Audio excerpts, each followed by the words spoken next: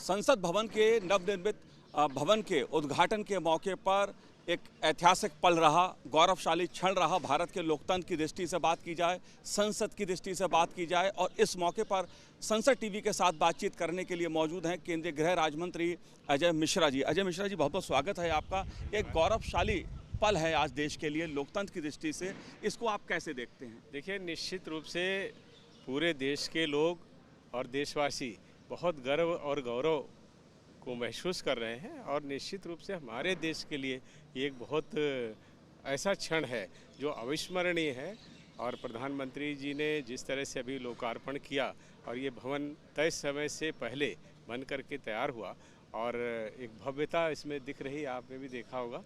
और लगातार जिस तरह से पूरे दुनिया से बधाइयाँ आ रही हैं, लोगों का एक विश्वास लोकतंत्र पर कायम हो रहा है। और हमारे प्रधानमंत्री जी ने ऐसे जो नए नए जो कीर्तिमान स्थापित किए हैं, उसमें से एक बड़ा कदम प्रधानमंत्री जी के नेतृत्व में आज इस देश ने अर्जित किया है, उपार्जित किया है। तो निश्चित रूप से सभी के लिए ये बहुत ही गर्व और गौरव का क्षण है, और आनंद से इस समय पूरा देश आधारित है। और सभी लोग अजय जी, हमने देखा कि जैसे प्राचीन हमारी जो संस्कृति रही है, हमारे जो वैदिक रीति रिवाज रहे हैं, उसका भी आज हमें देखने को मिला। खासतौर से अगर सेंगोल की बात की जाए, उसको स्थापित किया गया।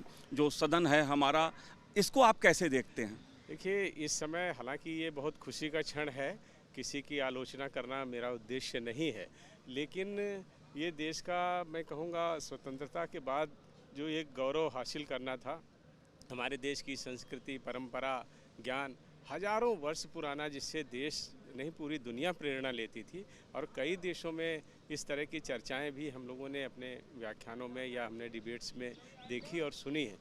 तो निश्चित रूप से उस समय एक अच्छा क्षण आया था, सेंगोल को देकर के राज्य सत्ता का हस्तांतरण किया गया था। लेकिन क्यों इस तरह किया गया कि उसको संग्रहालय में रख दिया गया, और भारत की जो संस्कृति है उसको भुलाने की कोशिश की गई। तो ये जो इस तरह के लोग हैं जो भारत की संस्कृति पर गर्व नहीं करते बल्कि उसको भुलाने की कोशिश करते हैं, उन्होंने जो भूलें की थी, आज प्रधानमंत्री जी के नेतृत्व में हमारे देश ने उनको फिर से अर्जित किया है, और देश अपनी संस्कृति, परंपराओं, अपने संस्कारों पर गर्व महसूस कर रहा है। अजय जी, एक बात और देखने में आई कि रिकॉर्ड समय में जो हमारा नवनिर्मित भवन है संसद का, वो बनकर तैयार हुआ।